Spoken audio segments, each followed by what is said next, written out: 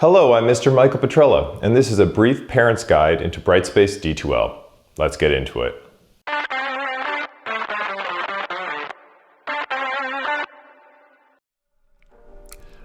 Okay, hello everyone. As you can see, we've jumped into the computer here. The first thing that we're going to tackle is how to actually access and log on to D2L, and it's actually pretty easy. We have the Google screen here. One way in which I can get to D2L is simply by searching it. I search Brightspace, and it'll come up right here in this first tab. Somewhere any of these will bring you to that login screen. The other way in which I can access my Brightspace D2L, if you prefer to do it through our school website, again, just type in assumptionlines.com and it will bring you to this landing page here.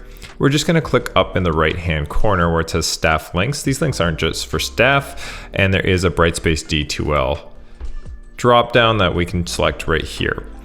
Then we're simply going to click on user login, and the student can use their credentials from the Brant Haldimand Norfolk Catholic District School Board, the same credentials that they would use to log into the computer at school and that they use for their email, and that will get them onto the D2L space. So once you actually log on to D2L, you will be brought to kind of a main homepage here. Mine's going to look a touch different. I'm actually already in a course, but if you want to see the courses and select a specific course, you're just going to go up to this waffle right here, and there's a drop-down menu where the student can select whatever course it is that they're looking for. So I'm just going to go ahead and click the course. There's three things that we're going to kind of address here in terms of what parents should know and what to look for. Each teacher is going to use D2L just a little bit differently, but largely they use the same principles. The first one that we're going to be concerned with is the landing page here. So a couple things you'll notice, the course code is right here on the top banner. And then the next thing, as I scroll down, it's called the activity feed. Now, teachers use this in a variety of ways. Some teachers will post the daily homework or the daily work that was done every single day on D2L. Other teachers, such as myself, I really just use it more for posting just the assignment due dates. Either way, most teachers will make these comments available to students, and they will have some type of instruction, either what you were doing on that day or when the due date for an assignment is, or any pertinent information to the course. So this is a way that you can quickly check and see if your child has any type of assignment due or any content, or if they missed a day, they can go ahead and check on D2L. You can see here I only have 2 posts. That's because it's really new in this course. We're like 2 weeks in, but the students know exactly what they're looking for and the due dates.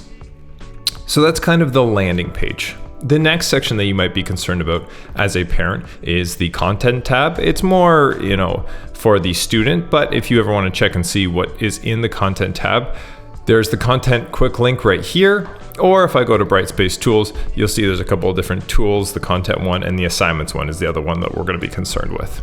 So if I click into the content tab right here, you'll see that it brings up a nice little menu. Typically, most teachers have placed all of their notes for the year, and they will make them visible kind of as you work through the semester.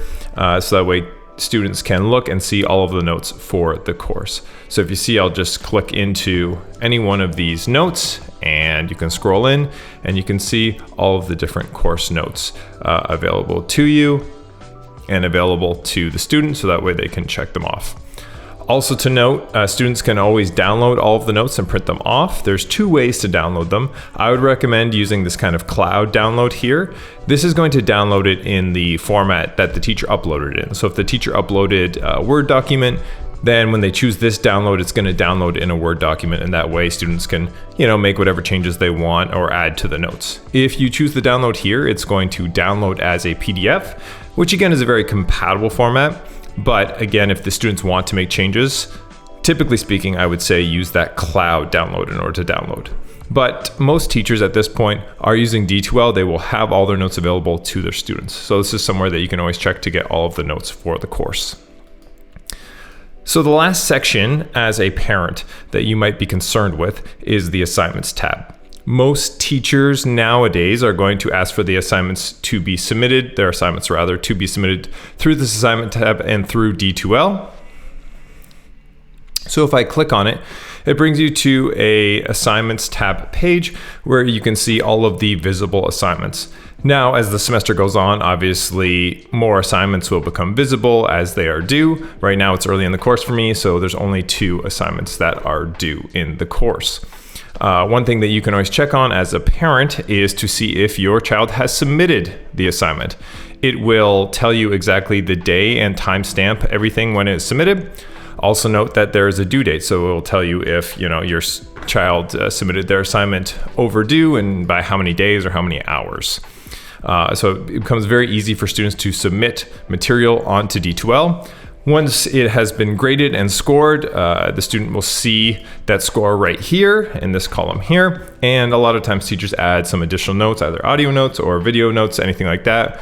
After they've submitted the assignment, they can click in right here and they can see all of those kind of recommendations to improve their mark, which teachers add their feedback into this as well. So this is kind of the final check here, that if you want to check up on your child and make sure that they're keeping up with their coursework, you can easily do so in this tab here.